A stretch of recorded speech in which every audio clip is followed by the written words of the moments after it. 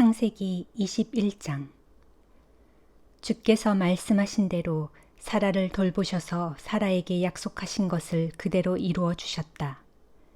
사라는 임신을 했고 하나님께서 아브라함에게 말씀하신 때가 되자 사라는 늙은 아브라함에게 아들을 낳아 주었다. 아브라함은 사라가 낳은 아들의 이름을 이삭이라고 지었다. 이삭이 태어난 지 8일째가 되자 아브라함은 하나님께서 자신에게 명하신 대로 이삭에게 할례를 베풀었다. 이삭이 태어날 때 아브라함의 나이는 100세였다. 사라가 말했다. 하나님께서 나에게 웃음을 주셨구나. 내가 아들을 낳았다는 소리를 듣는 사람들은 모두 나와 함께 웃겠지. 사라가 자식에게 젖을 빨리게 될 것이라고 누군들 아브라함에게 말할 수 있었으랴.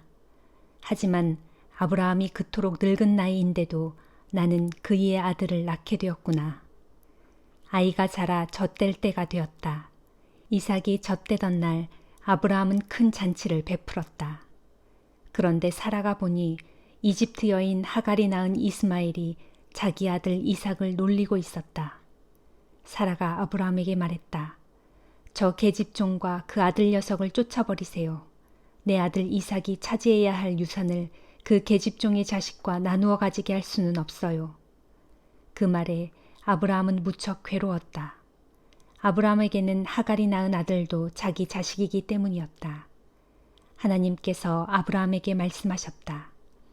아브라함아, 저 아이와 여종 하갈 때문에 괴로워하지 말라. 이삭에게서 태어나는 자식이 너의 씨가 될 것이니 너는 사라가 내게 말한 대로 하여라. 그러나 하갈이 낳은 아들도 너의 자식이니 내가 그 아들도 큰 나라를 이루게 할 것이다. 다음 날 아침 아브라함은 먹을 것과 물이 든 가죽 부대를 하갈의 어깨에 메어주고는 아들 이스마엘과 함께 집을 떠나게 했다. 아들과 함께 길을 떠난 하갈은 브엘세바 광야를 헤매고 다녔다.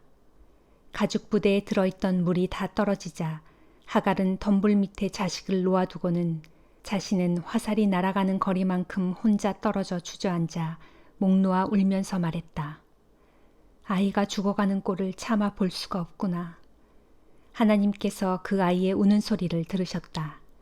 하나님의 천사가 하늘에서 하갈을 불러 말했다. 하갈아, 무슨 일이냐?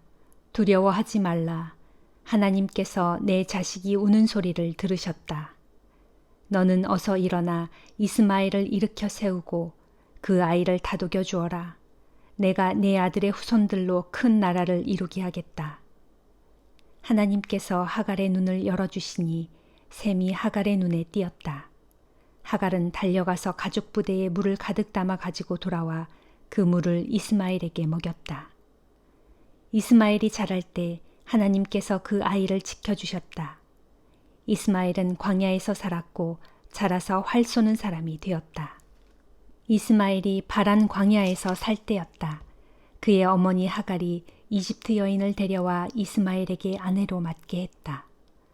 아비멜렉이 그의 군대 사령관 비골과 함께 아브라함을 찾아와 말했다. 하나님께서 그대가 하는 일마다 함께 하시는구려. 자, 이제 그대는 하나님 앞에서 나에게 맹세하시오. 나와 내 아들과 내 후손들에게 거짓된 행동을 하지 않겠노라고 말이오. 내가 지금껏 그대에게 잘해주었으니 그대도 나에게 잘해주었으면 하오. 또 그대가 묵고 있는 이 지방 사람들에게도 잘해주면 좋겠소.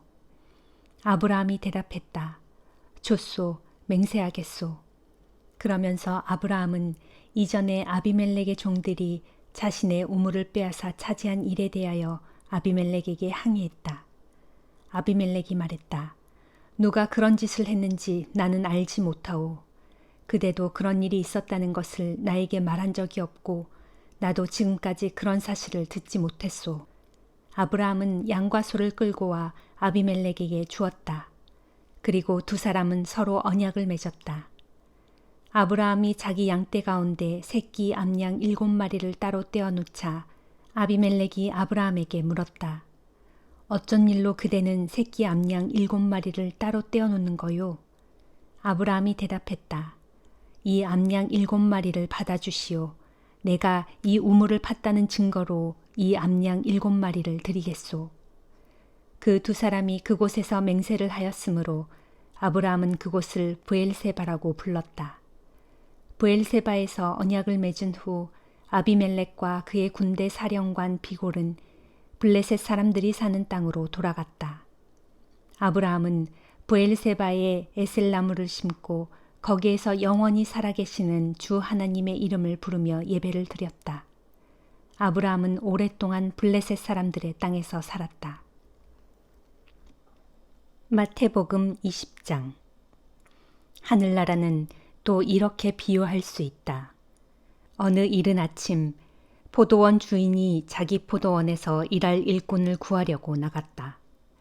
포도원 주인은 하루 품삯을 한 데나리온으로 정하고 일꾼들을 포도원으로 들여보냈다. 또 오전 9시쯤에 시장에 나가보니 몇 사람이 일거리를 얻으려고 서성거리고 있었다. 포도원 주인은 그 사람들도 포도원으로 들여보내면서 말했다. 당신들도 내 포도원으로 가서 일하시오. 끝날 때 적당히 품삯을 계산해 주겠소. 또 정오와 오후 3시쯤에도 포도원 주인은 이렇게 일꾼들을 찾아 자기 포도원으로 보냈다. 그날 오후 5시쯤에 포도원 주인이 다시 시장에 나갔다가 몇몇 사람들이 서 있는 것을 보았다. 그래서 포도원 주인은 그들에게 물었다. 왜 당신들은 하루 종일 빈둥거리며 서 있소? 그러자 그들이 대답했다. 우리에게 일거리를 주는 사람이 있어야 말이죠. 포도원 주인이 그들에게 대답했다. 그러면 당신들도 내 포도원으로 가서 일하도록 하시오. 날이 저물어 저녁이 되자 포도원 주인은 관리인을 불러 맨 나중에 온 사람부터 처음 온 사람까지 모두에게 품삯을 주라고 지시했다. 오후 5시쯤에 온 사람들이 한 데나리온씩을 받았다. 그러자 아침 일찍부터 온 사람들은 그보다 훨씬 더 많이 받을 것으로 기대하였다. 그러나 그들이 받은 품삯 역시 한 데나리온씩 뿐이었다. 일찍부터 온 사람들이 포도원 주인에게 투덜거리며 말했다. 아니 이게 뭡니까? 온종일 뙤약볕에서 일한 우리들을 어째서 1시간밖에 일하지 않은 저 사람들과 똑같이 대우하십니까? 그러자 포도원 주인이 그들 가운데 한 사람에게 말하였다. 이보시오. 나는 당신에게 잘못한 것이 아무것도 없소. 하루 품삯으로 한 데나리온을 받기로 애초에 나와 약조하지 않았소. 그러니 당신 품삯이나 가지고 돌아가시오. 나중에 온 사람에게도 똑같은 품삯을 주기로 한 것은 어디까지나 내 마음에 달린 것이오. 내 돈을 가지고 내 뜻대로 하는 것이 뭐가 문제란 말이오. 내가 인심을 베푼 것이 당신 비위에 거슬린단 말이오.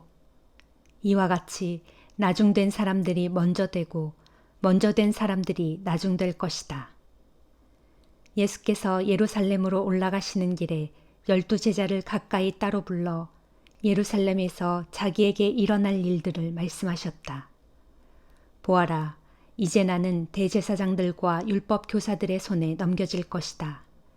그들은 나를 로마 정부에 넘겨줄 것인데 그 이방 사람들은 나를 조롱하고 채찍으로 때리고 마침내 십자가에 못 박아 죽일 것이다. 그러나 인자는 사흘째 되는 날에 다시 살아날 것이다. 그때 세베대의 두 아들인 야고보와 요한이 어머니와 함께 예수께 왔다. 그 어머니가 두 아들과 함께 예수께 엎드려 절했다. 그리고서는 할 말이 있는 듯 망설였다. 무엇을 원하시오? 예수께서 물으시자 그 부인이 대답했다. 주님의 나라가 세워지면 저의 두 아들 중 하나는 주님의 오른편에 하나는 왼편에 앉게 해주십시오. 그러자 예수께서 그 부인에게 되물으셨다. 당신이 청하는 것이 무엇인지 알고나 하는 말이오? 그런 다음 예수께서 야고보와 요한을 향해 물으셨다. 너희는 내가 마시게 될 잔을 너희도 마실 수 있겠느냐? 그들이 대답했다. 예, 마실 수 있습니다. 예수께서 그들에게 다시 말씀하셨다. 너희도 정녕 내 잔을 마시게 될 것이다. 그러나 내 오른편과 왼편 자리에 누가 앉게 될 것인가를 정하는 것은 내 권한이 아니다. 그 자리는 내 아버지께서 정해놓으신 사람들에게 돌아갈 것이다. 이 말을 듣고 있던 다른 10 제자들이 야고보와 요한을 향해 분노를 터뜨렸다. 그러자 예수께서 제자들을 불러 말씀하셨다. 너희가 아는 대로 세상의 통치자들은 백성을 강제로 지배하고 고관들은 백성들에게 세도를 부린다. 그러나 너희들은 절대로 그렇게 해서는 안 된다. 너희 가운데 누구든지 높은 사람이 되기를 원하는 사람은 너희를 섬기는 사람이 되어야 한다. 또 너희 중에 으뜸이 되기를 원하는 사람은 너희의 종이 되어야 한다. 진실로 그렇다. 인자도 섬김을 받으러 이 땅에 온 것이 아니라 도리어 섬기러 왔고 많은 사람의 죗값을 치르기 위하여 자기 목숨을 내주려고 온 것이다. 예수와 제자들이 여리고를 떠날 때 많은 사람들이 뒤따라왔다. 그런데 맹인 2 사람이 길가에 앉아 있다가 예수께서 지나가신다는 말을 듣고는 큰 소리로 부르짖었다. 다윗의 자손이신 주님, 저희에게 자비를 베풀어 주십시오. 사람들이 조용히 하라고 꾸짖었으나 그들은 더욱 목소리를 높였다. 예수께서 그들이 있는 곳에서 걸음을 멈추시고 물으셨다. 내가 당신들에게 무엇을 해주기를 원하시오? 예, 주님, 눈을 뜨게 해주십시오. 그들이 간청했다. 예수께서 그들을 측은히 여기시고 그들의 눈에 손을 갖다 대셨다. 그러자 즉시 그들의 눈이 뜨여 볼 수 있게 되었다. 그리고 그들은 예수를 따라갔다. 느헤미야 10장. 언약의 문서에 서명한 사람들의 명단은 이러하다. 하가랴의 아들인 유다 총독 느헤미야, 시드기야, 스라야, 아사랴, 예레미야, 바스훌, 아마랴, 말기야, 핫두스, 스바냐, 말룩, 하림, 무레못, 오바디야, 다니엘, 긴느돈, 바룩, 무술람, 아비야, 미야민, 마아시야, 빌게, 그리고 스마야. 이들은 모두 제사장들이었다. 레위 사람들로는 아사냐의 아들 예수와 헤나닷의 자손인 빈누이, 간미엘, 그리고 그들의 동료인 스바냐, 호디야, 그리다, 블라야, 하난, 미가, 르홉, 하사뵤, 삭굴, 세레뵤, 스바냐, 또 다른 호디야, 바니, 그리고 분이누.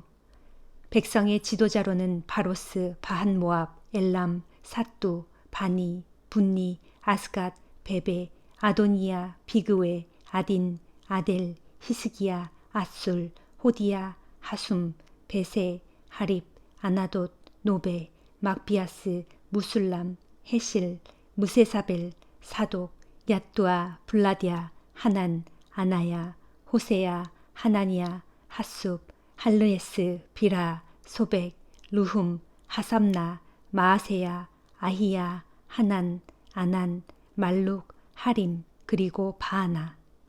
그 밖에 다른 사람들, 곧 제사장들, 레위 사람들, 성전 문지기들, 노래하는 성가대원들, 느디님 사람들, 곧 성전 망릴꾼들, 하나님의 율법을 지키기 위해 이스라엘 땅의 이방인들과 관계를 끄는 모든 사람들과 그들의 부인들과 말귀를 알아들을 만한 자녀들까지 포함해서 모두가 하나님께서 자기 종 모세를 통해 주신 하나님의 율법을 잘 지키고 또 우리 주 하나님의 모든 계명과 규정과 가르침을 그대로 따르기로 약속했다. 아울러 만일 하나님의 율법을 어기면 저주를 받아도 좋다고 맹세했다. 그들은 또 맹세하기를 우리는 이 땅에 사는 다른 이방 족속들에게 우리의 딸을 절대로 시집 보내지 않고 또한 그들의 딸들도 우리의 며느리로 맞아들이지 않을 것이다. 또 이방 사람들이 안식일이나 다른 거룩한 절기 때에 그들의 곡식이나 물품들을 팔려고 우리에게 가져오더라도 우리는 절대로 그것들을 사지 않을 것이다. 그리고 우리는 매 7년 안식년에 땅을 쉬게 하고 우리에게 빚진 동족의 모든 빚을 탕감해 줄 것이다. 라고 하였다. 이때 우리는 다음과 같은 새로운 규정들도 만들었다. 즉 우리는 우리 하나님의 성전을 섬기는 데 쓰도록 해마다 의무적으로 3분의 1세겔의 은을 바친다. 이 돈은 진설병, 곧 성소에 언제나 차려놓는 빵, 매일 드리는 곡식 제물과 번제물, 안식일과 매월 초하루 및 다른 절기 때에 바치는 제물, 성별하여 바치는 예물, 이스라엘의 죄를 씻기 위한 속죄 제물 등과 같이 우리 하나님의 성전에서 수행하는 모든 일을 위해 사용될 것이다. 우리의 제사장들이나 레위 사람들이나 일반 백성들 모두가 해마다 정한 때에 하나님의 성전에 땔감을 바치도록 공정하게 제비를 뽑아서 그 순서를 결정한다. 이것은 모세의 율법에 규정된 대로 하나님 성전의 제단에서 번제물을 태워 바칠 때 사용할 장작이다. 우리는 또 우리 밭에서 나는 곡물의 첫 소출과 모든 과일나무에서 거둬들이는 첫 열매를 해마다 주의 성전에 바친다.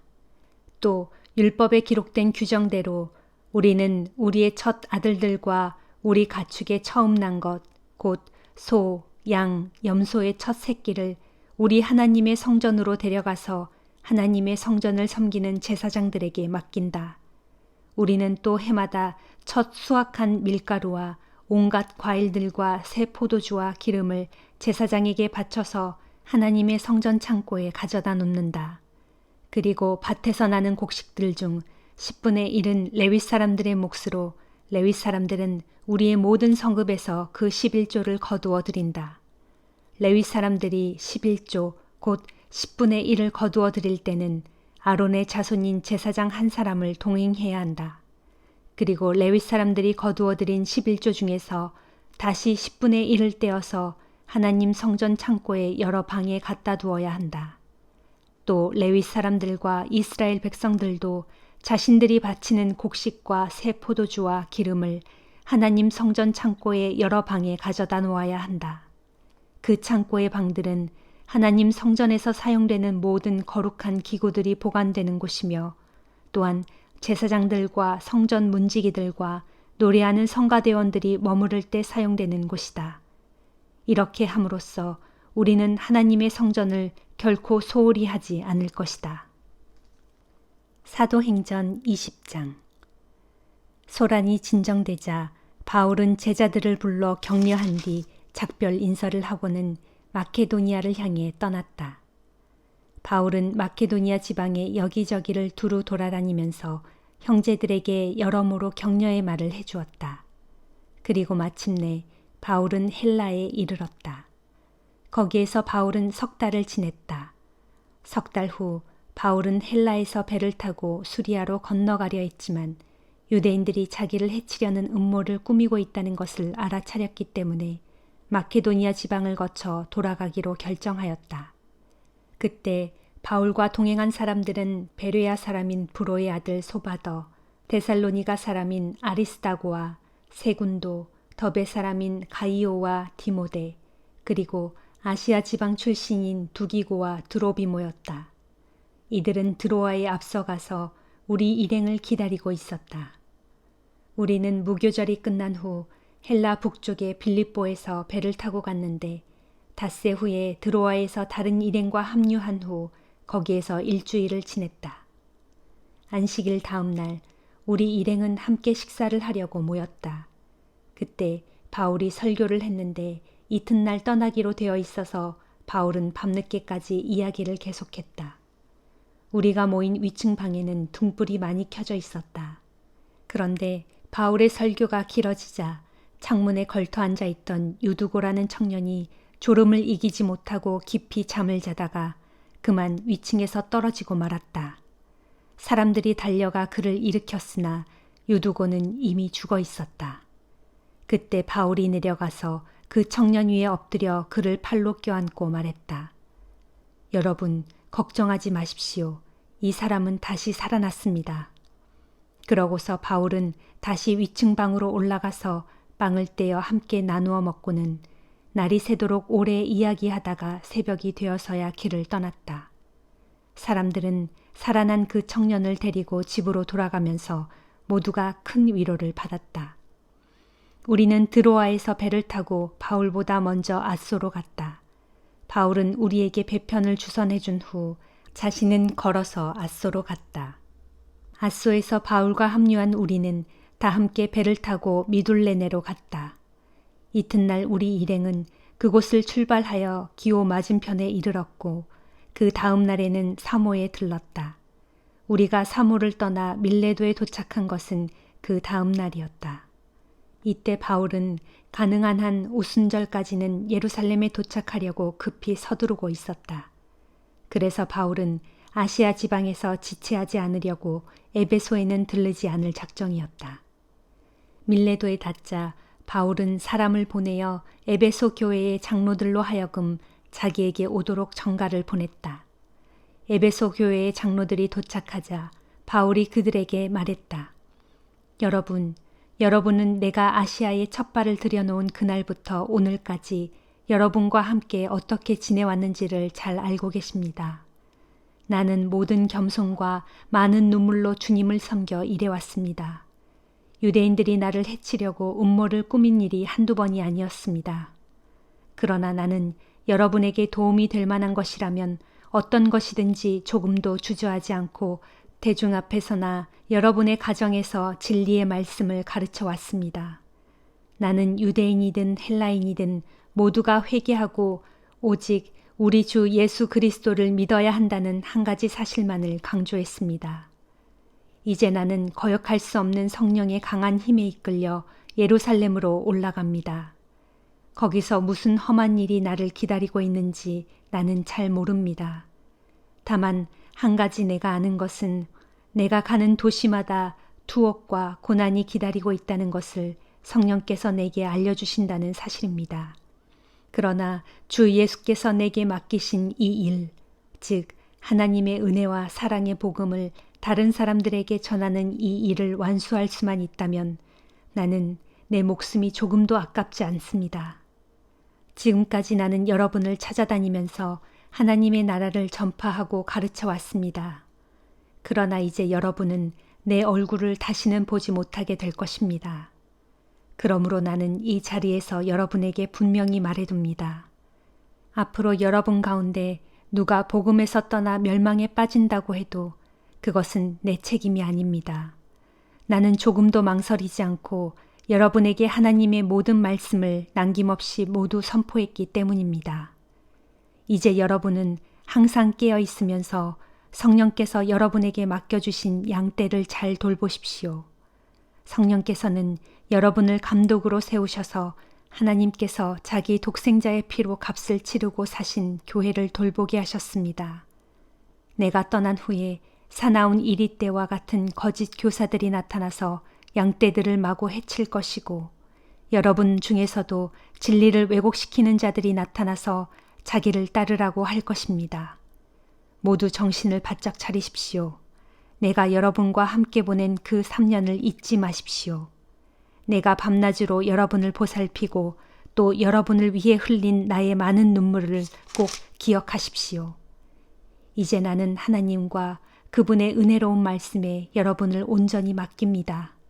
그 말씀이 여러분의 신앙을 바로 세워줄 것이고 또한 하나님을 위해서 거룩하게 구별된 사람들이 상속받는 유산을 여러분도 차지하게 해줄 것입니다. 지금까지 나는 다른 사람의 금이나 은이나 의복을 탐낸 적이 한 번도 없습니다. 여러분이 아시는 대로 나는 나의 두 손으로 열심히 일을 해가면서 생활에 필요한 것들과 동료들에게 필요한 것들을 손수 마련해 왔습니다. 또한 나는 연약한 자들을 돕는 일에 늘 본보기가 되려고 애써 왔습니다. 할 수 있는 한 힘껏 일해서 연약한 자들을 도우려고 애썼습니다.